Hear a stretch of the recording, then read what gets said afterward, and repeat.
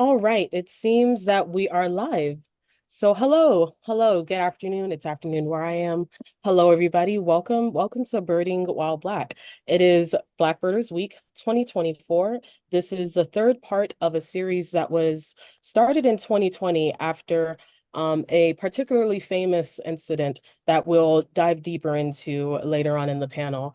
I'd like to introduce myself. My name is Dara Miles Wilson. I'm one of the co-organizers for Blackbirders Week, not one of the original co-organizers, but I have since learned and grown from all of their mentorship.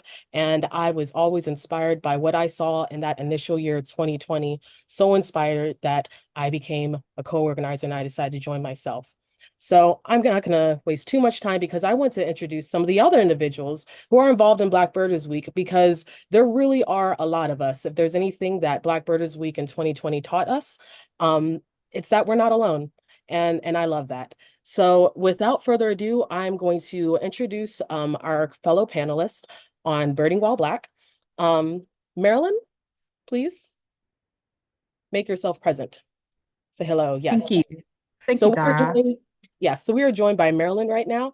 Marilyn, I want to just ask you in one sentence, please, to introduce yourself and what do you do? So my name is Marilyn Nomusankomo. I'm a Zimbabwean ornithologist specializing in raptor biology. One sentence. I did not expect you to be so concise. I love it. I clicked away and didn't even have a chance. I love it. All right. Next, I'd like to introduce Nicole Jackson. There Sorry, we go. my mute wasn't working. Thank you for having me. My name is Nicole Jackson. I am based in Columbus, Ohio.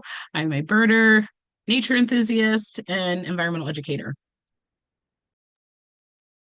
I love it. And lastly, we are joined by Ade Ben Salhoudine. Yes, there we go. Ade, please follow the prompt. Introduce yourself. All right. Good afternoon. Hello to everybody. Yes, I'm Ade Ben Salahuddin. I am a biology undergraduate and master's student at Southern Connecticut State University, majoring in biology, particularly paleontology, and I'm a birder. All right. I love the conciseness. Okay, so let's hop right into it. Here we are. It's 2024. The exact date is May 28, 2024. Why are we here on this panel right now? Like, what is so significant about this week? Can someone fill me in, please? And fill in the audience who might not understand, or maybe they've been seeing this pop up on their social media and they have questions. Popcorn, I'll give it to anyone. I can say Black Birders Week is a very important week in my calendar since 2020. When it began, I just started a master's in conservation biology at Africa's first and best institute of ornithology. And I'd never felt so alone and so unseen and so isolated after reaching my Mecca as an ornithologist. So we're going through the pandemic, and so much was happening in the world to just Black people and people of lower social, and economic classes, which I felt I related with. But I found myself as a scholarship student in a relatively privileged and middle-class South African space, studying ornithology and not seen. I felt like my people were not seen. I felt like, this dissonance in who I was and the spaces I was occupying.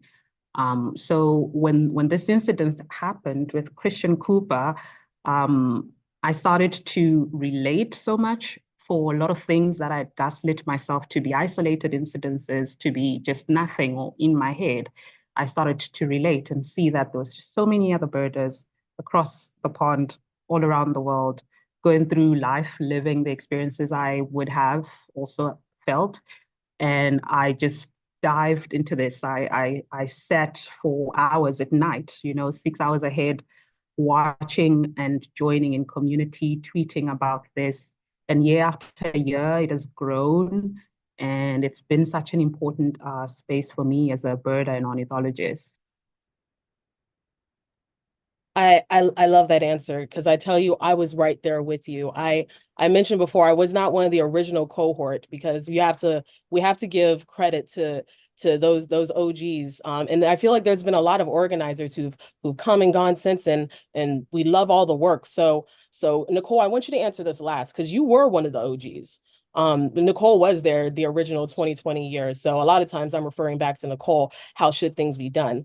Ade, I want to hear from you next as someone who also witnessed the original Black Birders Week, who watched the original Birding While Black panels, what does this week mean to you? Yeah, so to me, I my introduction to Black Birders Week was actually a bit belated. So I heard about the Christian Cooper incident, um, and it was, it came about at about the proper time, I guess, if you want to put it poetically, um, given sort of where I was in sort of my schooling and the pandemic happening, as Marilyn said.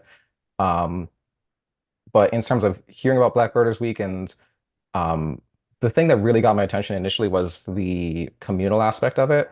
Um, so I was coming from a schooling environment that was also very like a generally privileged, big name institution.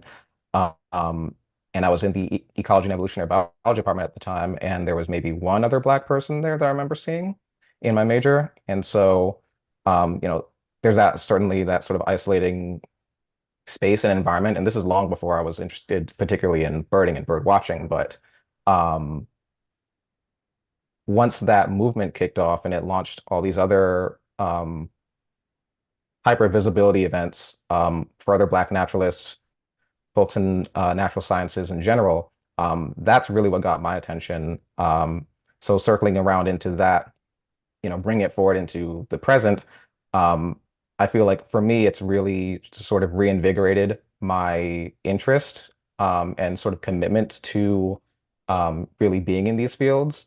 Not so much because, oh, I'm going to be the one here representing, but like, oh, we're already represented. And, seeing that really makes you feel that there is a place and a community that you can be welcomed into and find those other people who share those interests. And it just, really keeps you going, especially when, if you're on the schooling side of it, things get really difficult and you start to question, do I even want to keep doing this? So that's been actually the biggest thing for me, and the biggest thing that I love seeing about Black Birders Week is just how diverse the field set gets represented. Um, so yeah. I love it. I love it. Marilyn, did you want to hop in and say something real quick? Oh no, I just Okay. related so much about just being in a very privileged space, and yeah. All right. Yeah, I saw you nodding your head along with Ade. Nicole, same question, but with a little bit of a remix. Because again, you were a part of that original cohort. And for everyone who's unfamiliar, this effort, this whole movement began in the heat of the pandemic. People aren't seeing each other. This is all online. In fact, this is via group me or something like that. Nicole is in this original group.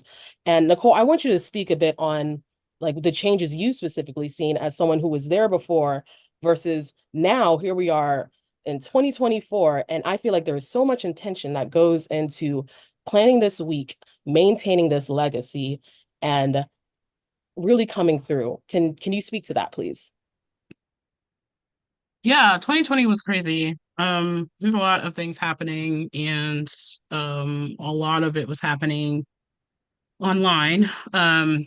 So having that kind of background knowledge of like being one of the organizers and really coming into my own with building network, meeting other fellow like science communicators, ornithologists, researchers within these natural science fields is really motivating and uplifting. And I already felt like I knew that there were more of um, people with these interests, Black people specifically with these interests out there. It's just a matter of finding them and them finding us and what we were doing.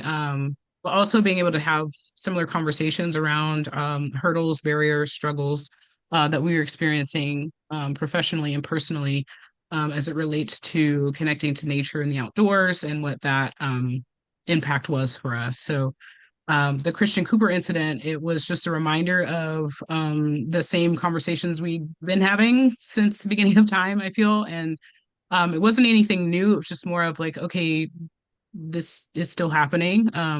It's never really ended. And a lot of the same topics were coming up around, access, equity, racism, um, institutional racism specifically, but also just thinking about um, Black people and their connection to history as it relates to the outdoors. It's something I'm very familiar with, and it's come up a lot in the work that I do as an environmental educator, and still does. But also thinking about community, building relationships, what that looks like.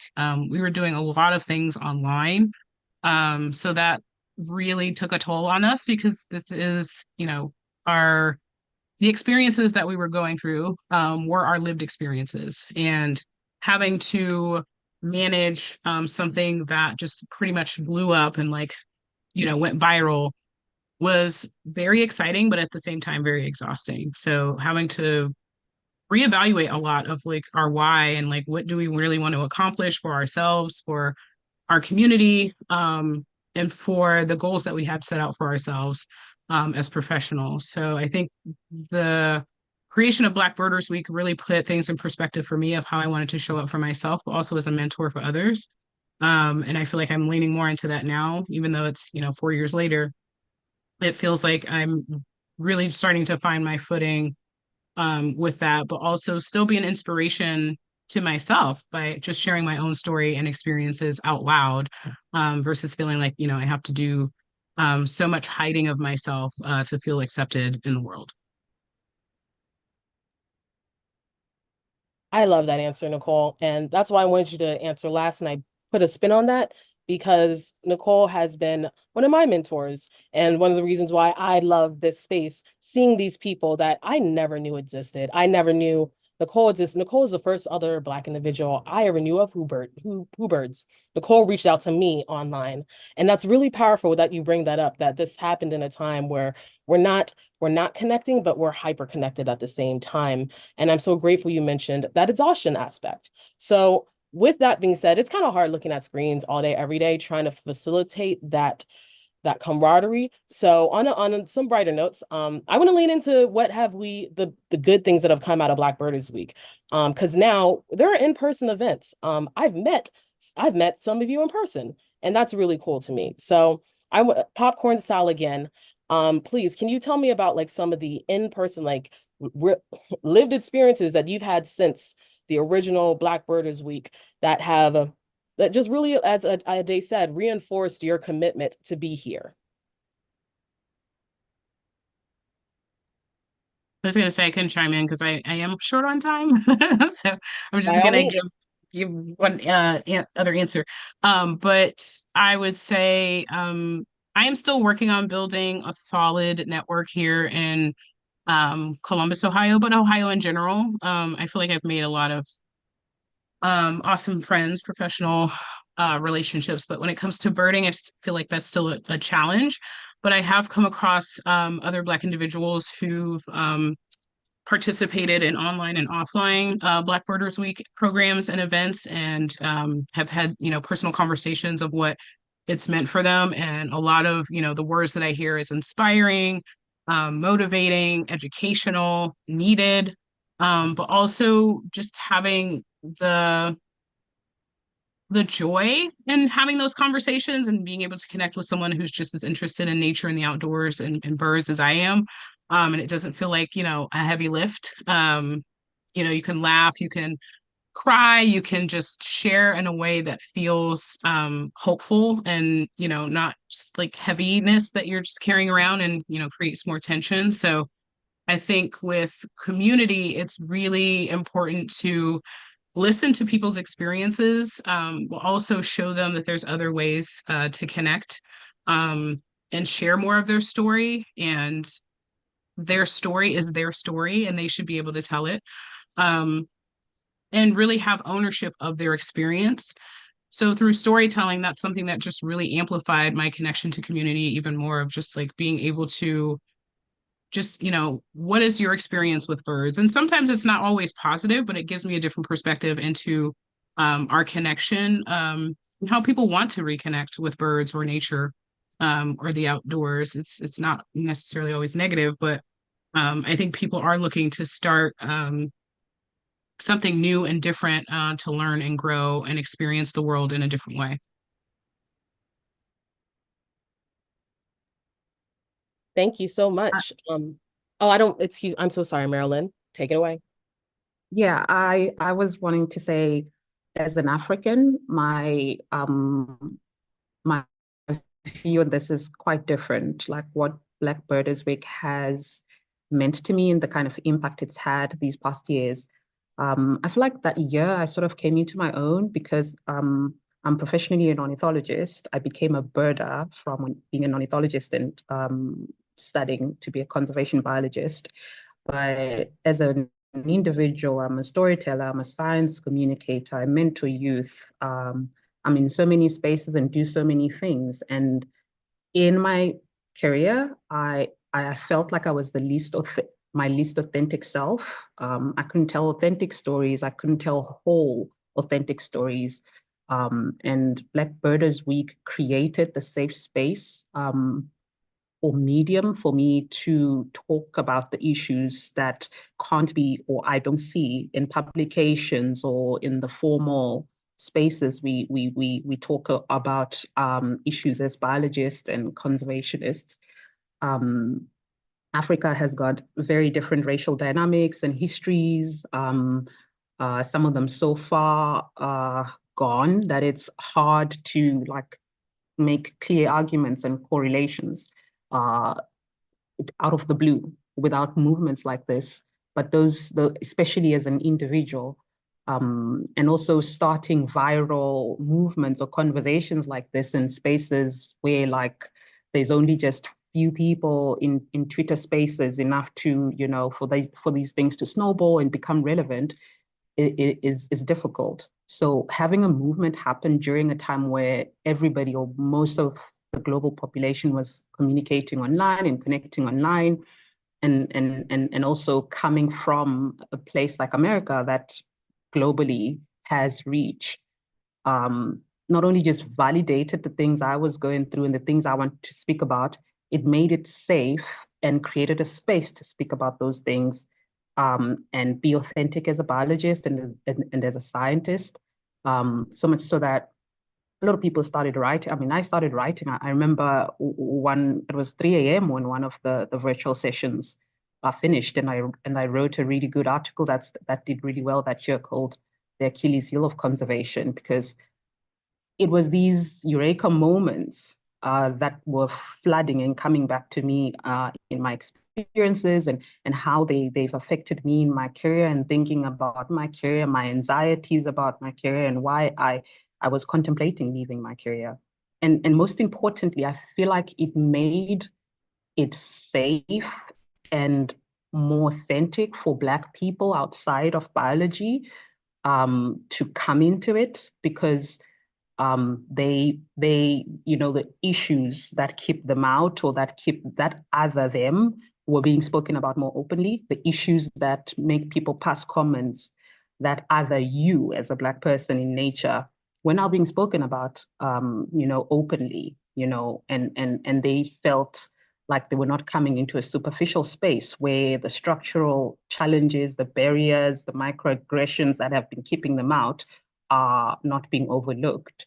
So, as somebody leading a youth conservation organization, well, society that started birding, it became easier because you're not preaching this gospel, that they see belonging to a privileged class or a privileged race. You were sharing also the cost it has and the toll it has taken for you as a person that looks like them to be in the othered space.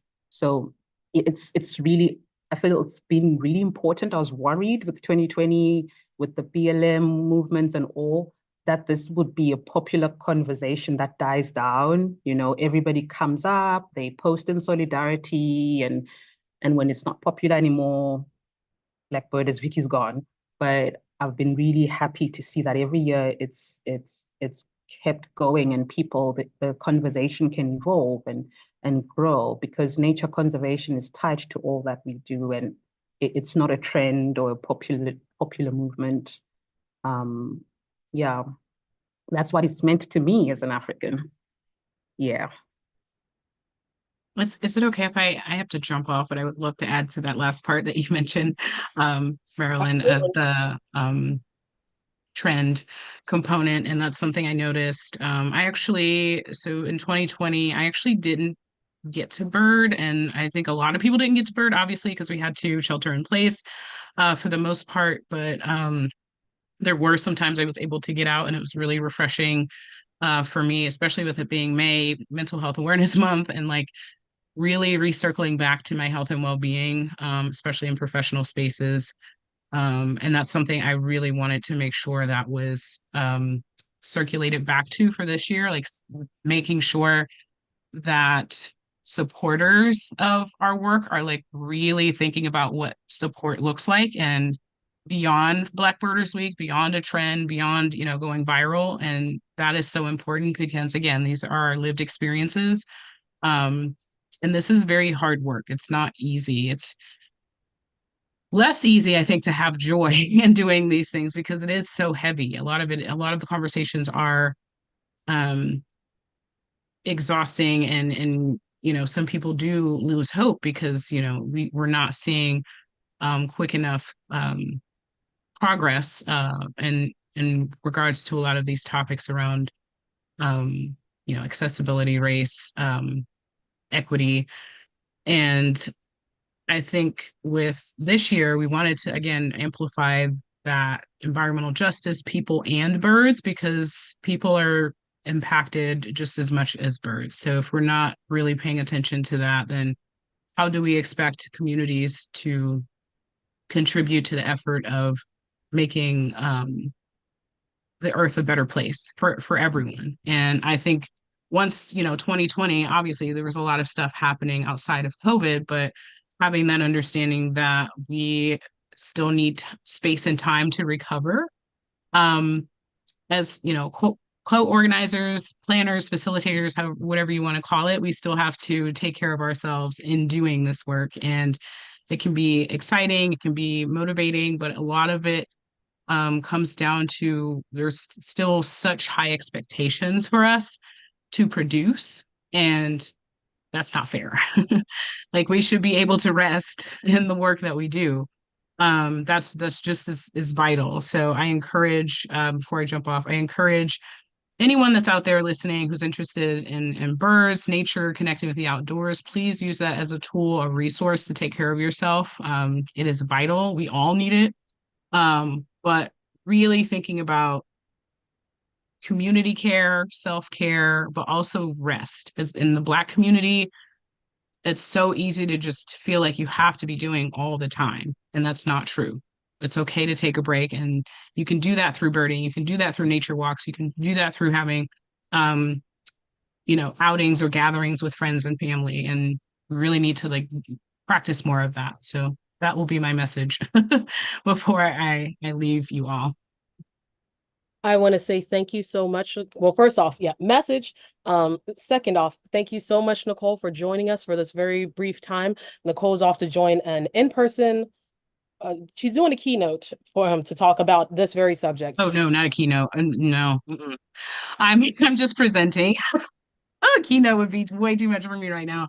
Oh, I will be attending the Children in Nature conference starting tomorrow to present on Black Birders Week. So I will be sharing my experiences through that. But I have to get packing. But thank you all so much for having me, and I hope you have a great rest of the panel. thank you so much, Nicole. We love you so much. And as Nicole exits, I think this would be a good time for me to introduce somebody else who is supposed to be joining this panel. Y'all have to understand the weather sometimes weathers, and right when we hit live, blackout. So if everything is all right on the back end, I believe we'll be joined in just a brief moment by Corvita Raven. I'm so happy to have her also join this panel. And so while we're waiting for that, Nicole left a lot of gems, like a lot of gems, but something that really that pierced through to my ears at least was this focus on community and this not just a building. What I want to talk about with you all is how do you sustain this community that we've now established? And that's for either of you. Well, I'll take a quick swing at that question, given that there's some exciting developments happening in my area. So Black Birders Week, as has been mentioned before, um, you know, launched a bunch of community efforts, and people sort of discovered that each other exist. Um, and to your initial question on this in this segment with regards to like um, sort of what has been going on lately, and the in-person connections. Um, Here in Connecticut, at least, starting last year, actually, I was reached out to by somebody from one of the local land trusts, and it's one of those situations I think where um, we have a lot of those of us working in these fields who are members of primarily white or white-led organizations, and there's like that one or two, uh, brown-skinned person who wants to levy the resources to get these sorts of things going. So here there was just a perfect storm of um, or perfect combination of the right people in the right local organizations who already had some sort of connection with each other. So we've now been able to launch a whole series of events planned out for, I think, the entirety of spring, summer, and possibly even into the fall. Um, and we're working towards figuring out how to sort of keep that going beyond the point of like those of us individually being involved. But this past weekend, we hosted two bird walks in our local respective towns. So one here in New Haven and another in Bridgeport, which is a few towns over from us.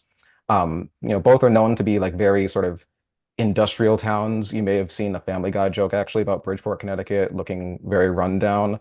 Um, but even in these spaces, there are parks of some sort. There are green spaces. They're by the ocean, so there is a place to go. And so, Saturday in particular, actually, we had a great turnout of mostly newbies, first-time birders, um, and the energy is just like ecstatic. Um, so yeah, seeing that enthusiasm, and sort of I think that makes you really want to commit to providing those spaces and those experiences for people. We had people from all age groups joining. We had some walk-on folks. We had some kids come at our event here in New Haven. Actually, on Sunday morning, we had an Hispanic family who was in the gazebo next to us as we were setting up, and the kids were interested in the binoculars. And some of us happened to speak un poco español, so we spoke to them and we asked them, "Are you interested in bird watching with us?" And through the Spanglish that was going on, we had some community connection there, so they joined us for a little bit. Um, and just seeing those sorts of things, it's like, wow. Sometimes you really just have to just ask the person next to you if they're there, and present a welcoming space. So I see a question in the chat, and I hope I'm sort of kind of addressing that question with regards to just making the connections. And sort of it's very much being intentional about finding those people and then, seeing what it is that they want to do. Because we like to, at least here where we're sort of targeting specific activities. So it's not just we're bird watching. We're bird watching and we're gonna have, I don't know, a cookout or something, or we're gonna bird watch and then we're gonna have a poetry slam, which we did yesterday, an impromptu poetry slam. Um, you know, things like that. So something to make it I don't want to say relatable per se, because there's an iffiness in how that approach works. Um, but um, making things feel relevant um, to the community that you're in. So, hosting it in their locations, hosting in places where people might go or might at least know of, places that are accessible to them, places that are nearby, um, and really showing them or sort of lifting the veil and sort of demystifying this idea of nature, because that's personally how it occurred to me insofar as getting involved in bird watching um, uh, in the last couple of years, because I've always had an interest in nature. I've been studying it academically for a long time, but it wasn't until after Black Birders Week that I was like, let me just see what's actually around here. Um, and so, yeah, so making that connection for people, I think is really um, what keeps the momentum going beyond just it being a very brief conversation. Yeah, so that's I think I hope that addresses the question and answers it I was just about succinctly. to say, I was just about, Ade, you answered it and so many more. So, but on that, the final thing you did just mention something about like being that person, how I've been approaching my life lately, especially how I've been approaching my life after the initial Black Birders Week was maybe I need to be that person that I needed.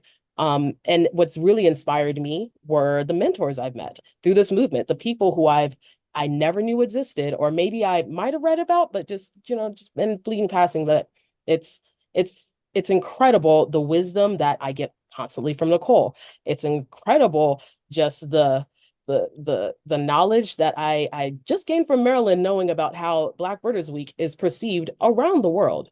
So for me, how I've been maintaining the connections, the relationships, just really leaning into one, being a mentor, well, having mentors, and but more importantly, being a mentor. I want to say that's probably the most important thing to me that's come out of Black Birders Week. And so with that being said, mentors, new topic, mentors. I would love to hear from first Ade, since you just spoke. Marilyn, I wanna hear about your experience with mentors, if you've been so privileged to have one, given your academic experience. Um, I apologize. I'm going to have to first piggyback on what Ade just said about creating relatability and relatable spaces in continuing the conversation of Black birders, and just give examples from where I'm from, because with birding itself is a culture. There's ornithology, the academic pursuit and career, in research, but birding itself is a culture. There's a way people carry themselves. There's things they say. There's terms.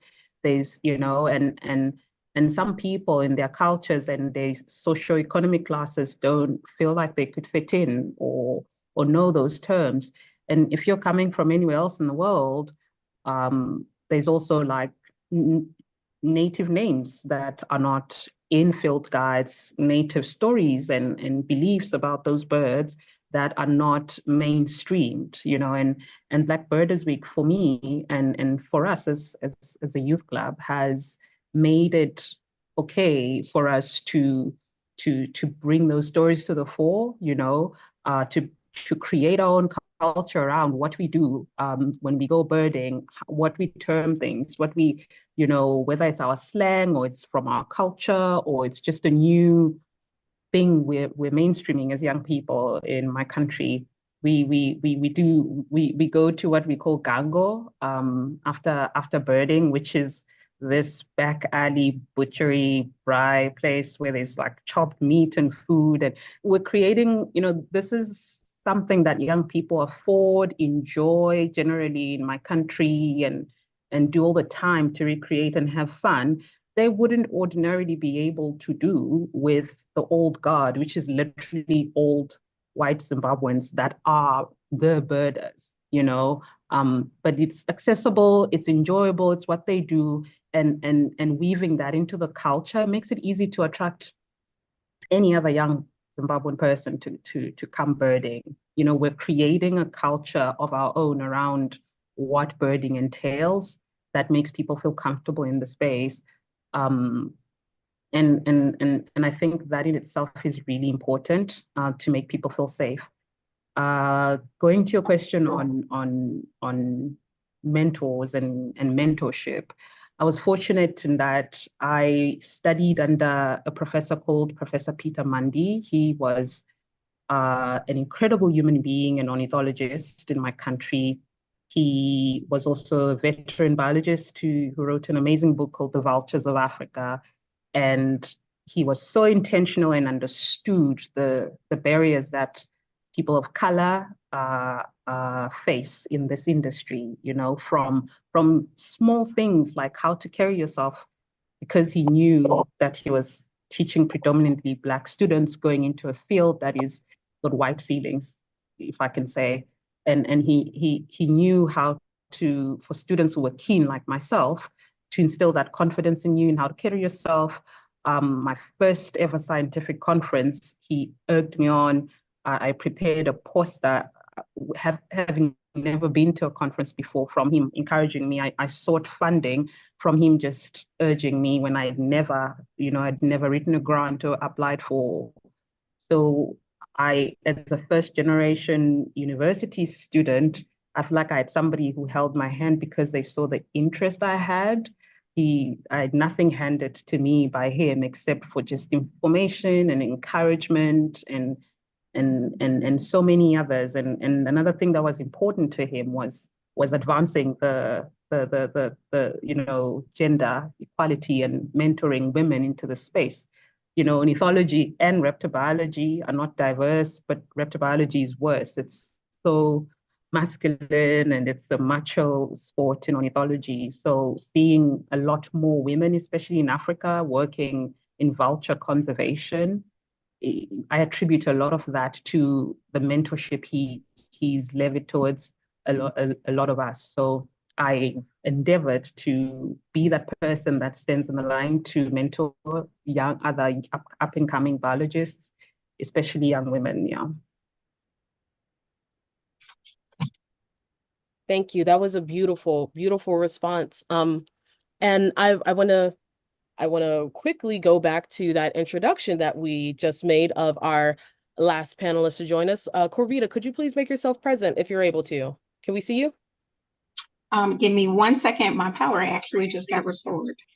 All right. And as I said earlier, sometimes the weather be weathering and blackouts happen. So we're so grateful to have you still, and we're so grateful to have you join us. While your video takes a second to turn on, could you take a moment, please, and in one sentence introduce yourself? Who are you and what do you do? So, two of them open. So my name is Corvita Raven. My background is actually in tech. I'm a tech writer and nature photographer, which is how I ended up in the world of birding as well, too. All right, thank you. Yes, I'm so happy that you were able to join us because I really feel that we covered the gambit of types of birders that there are. Like you can be an academic. You don't even have to be in the field of ornithology. You can be in tech and really killing it too. So welcome. Thank you so much for being here. We were just speaking just now about mentors, and I think this would be a great maybe question to warm you up, just to think about and maybe share with our audience. Share with our audience the impact of mentors. Have you had a mentor? What does that mean to you? Or even better yet, are you mentoring anybody else? And what does that relationship do for you? Well, I have had a mentor, and I think anybody can be a mentor even in this day and age as well too, like just in terms of like friends as well too. But I have had mentors before, and their impact is priceless. Honestly, I couldn't put a value on it. I'll do my best to articulate it, but I think especially in the world of birding, it's a situation of you don't know what you don't know. So it's always helpful to have people who have kind of like walked in your path or have gone a little further along to be able to help you navigate and better understand what pitfalls may lie before you, what the challenges might be, and ways that you can overcome them or look past them. I'm just giving different perspectives, honestly, is what I feel mentors are really helpful for at the end of the day. I think the best mentors never tell you what to do. They never answer your questions, but they always point you in the right direction to get the answer for yourself. And I've definitely been privileged to have that experience as well, too.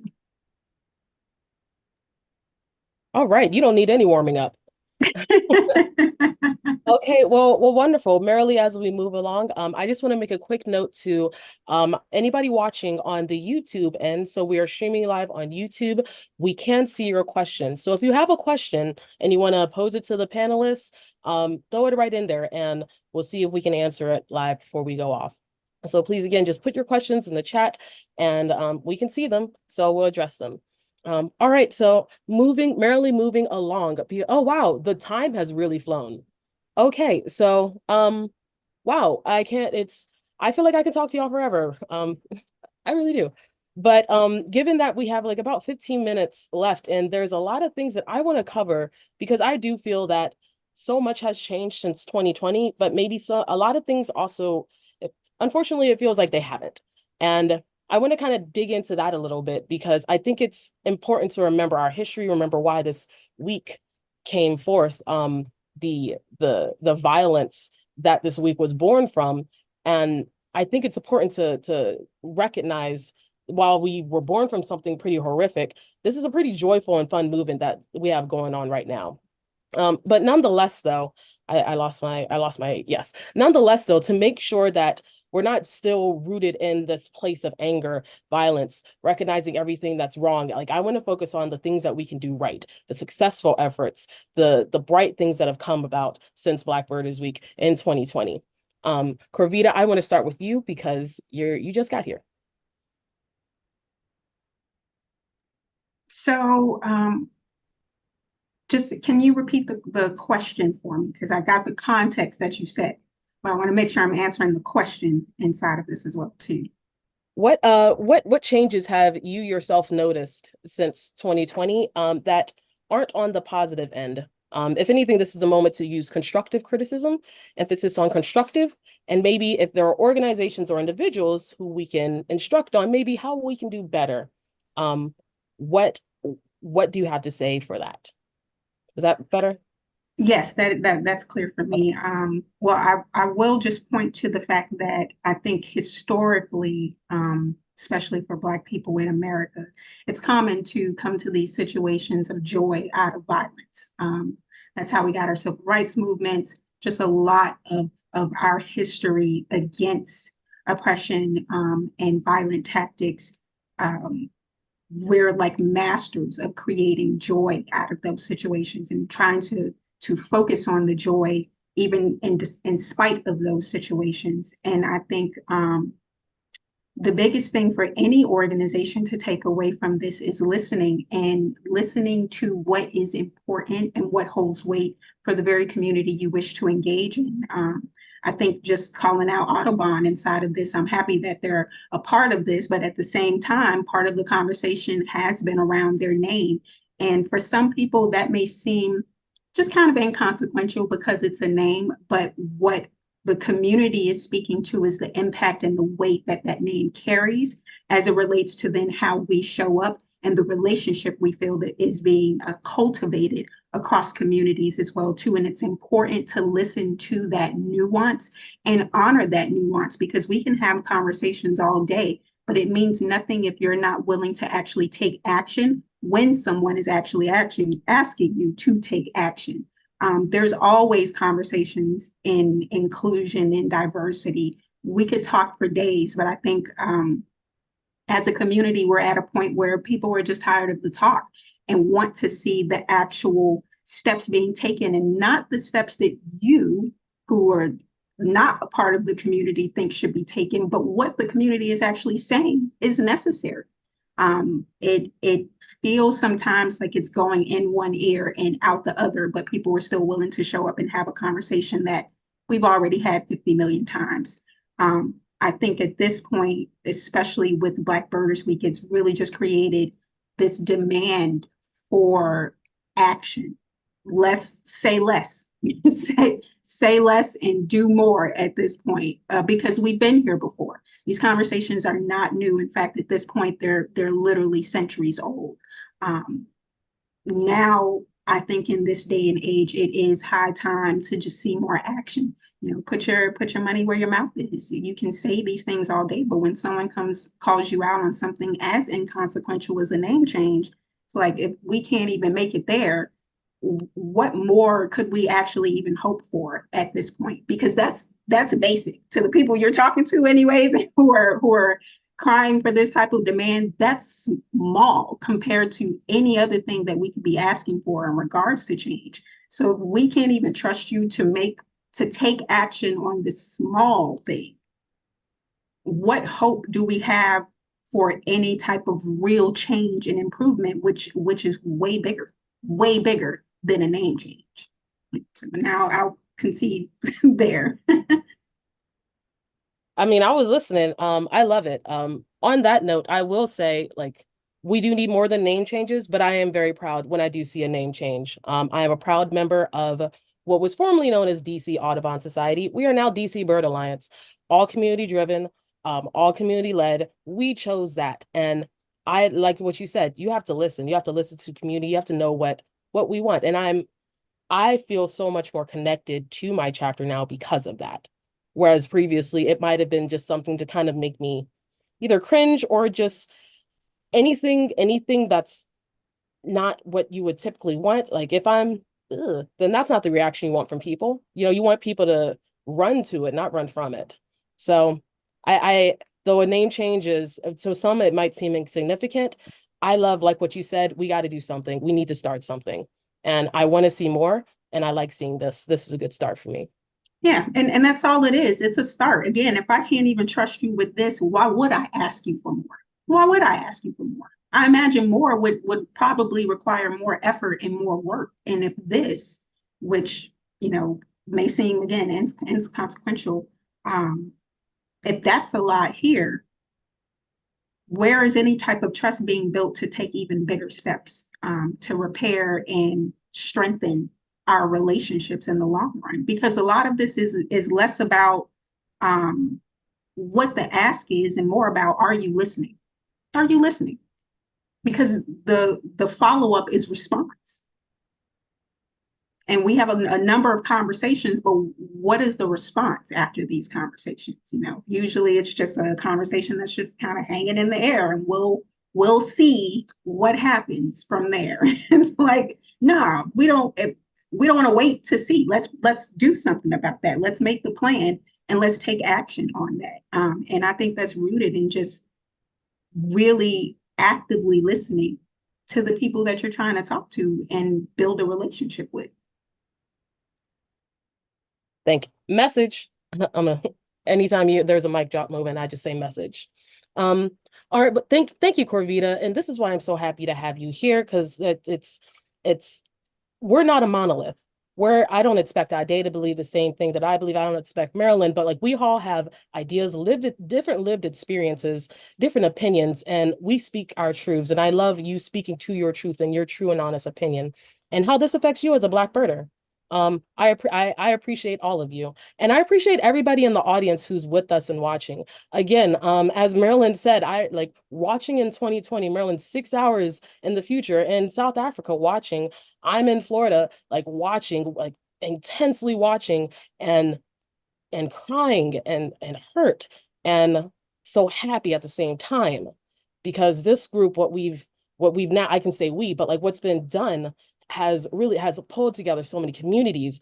It's created so many in-person events, which I highly encourage everybody to attend. It's given us a space to be ourselves in a way that which many of us did not feel comfortable to do so before. So on that, we have about 5 minutes left in the program. I want to leave off on a hopeful note for our audience members. I want you, the panelists, answer this question with the person in mind who does not have that confidence, who might have that curiosity, but not that confidence to pursue, if not ornithology, or just be outside by themselves and feel safe.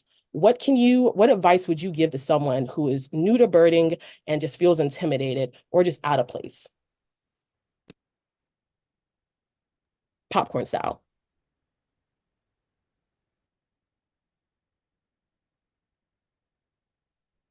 Can I be naughty and answer this question after the previous one? I'll be quick. I wanted to say this week has such potential for global reach and growth and collaboration. And a criticism I have, and I fought to be part of this panel for, was to really raise the point across that it is increasingly, to me, felt just American. And out of not wanting to replicate effort, I just resolved last year that this year would be the year I lead an African Black Birders Week. Unfortunately, I found myself in America during Black Birders Week and couldn't. But I think there's just so much potential to learn, across the globe from these experiences we're having and move the conversation along. I see that our contexts are so different, and this week is now being heavily laden by a lot of American politics and social issues, when it's actually a space for joy and learning and growth, especially for some of us who do not exist in the kind of polarized American context, and whilst there's validity in that, there's lessons to get to glean from our side of the pond, and so many lessons for us too. So a lot of people that were actually excited for it in Africa have fallen away because the conversation has stayed really American-centric when it had potential to really grow. So that's really what I wanted to come and bring on here, that there's just so many birders across the world and in different contexts wanting to be a part of this and stay a part of it, if only it realized the global potential it had and the reason, the joy that it brings, the reason it should exist. And to any birders wanting to get on, I really just want to say, like, follow your heart. The first time I expressed wanting to be in nature conservation, I was in high school, and the entire grade laughed at me, and still I pursued what I wanted. And for years, I still pursued what I wanted with seeing that light at the end of the tunnel now. I want to say, if you pursue something that gives you joy, something that's different, it doesn't matter who you see or don't see that looks like you. You'll be the one to trailblaze and make it okay for people like you to be in those spaces. Birding is super easy. You don't need a fancy pair of binoculars as long as you can see. If you can't see, you can open your ears and listen everywhere you are. And in terms of environmental justice and just ecology, there's not a lot of information about nature, in some of the places that we live, because not a lot of people travel there, to collect data and bird. It is up to us to study the spaces we're in. So we need everybody, all hands and all eyes on deck, to start watching birds and sharing what you're observing in your spaces. We need you to bird. Yeah. Thank you. Thank you. And before I hop briefly into Corvita and Ade, I really appreciate you coming at us on the live saying, where's the international programming? Like I love the boldness. I'm not even mad at it. But you're right. Like, and to your point of what you just said, and to anybody watching, we need you. I'm in Maryland in the United States, but what do I know about what's happening in South Africa? We need you. So the same way you came in and you put your foot down, like, no, I want to see more international representation. I want that to be a call to action to actually, yeah, like, why are we not as global as we should be, dagnabbit?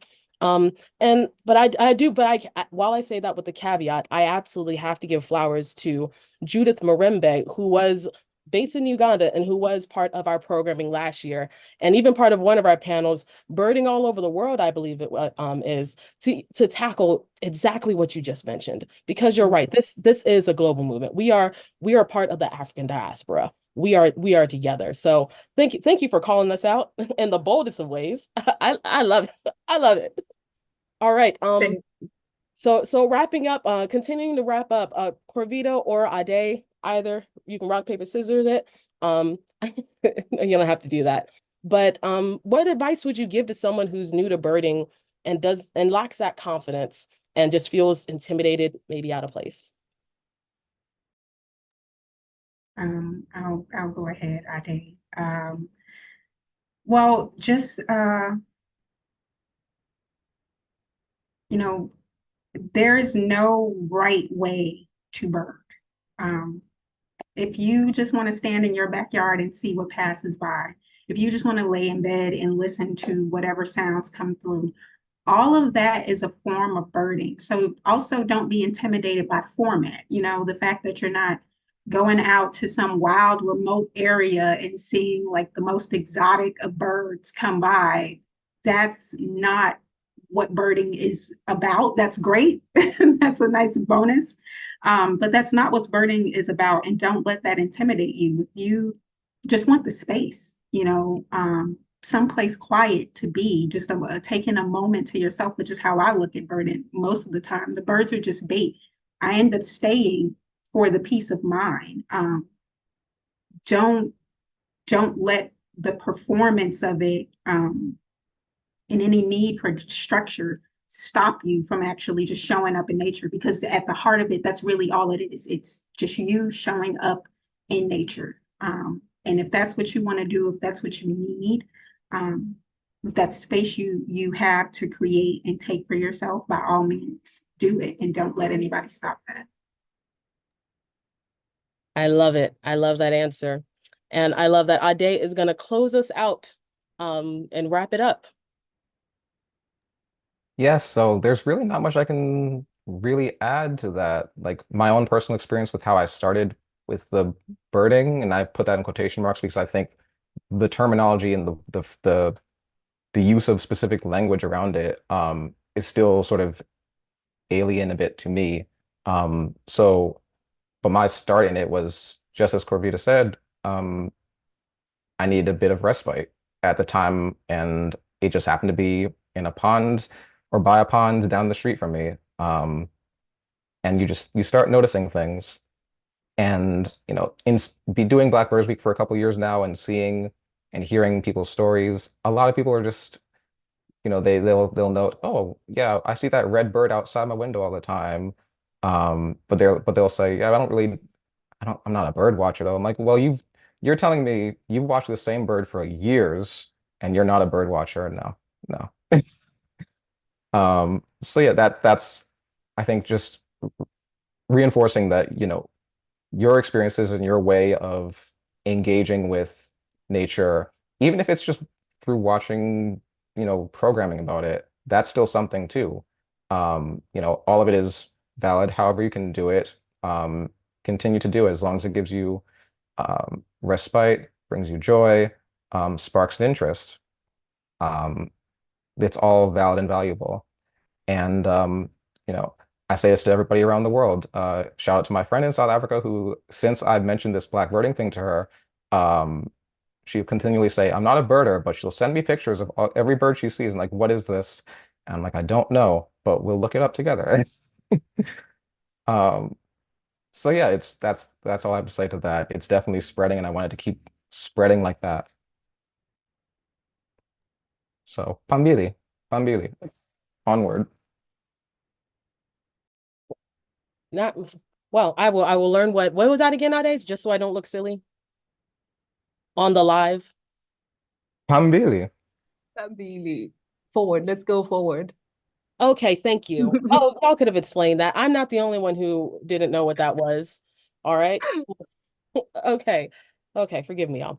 All right.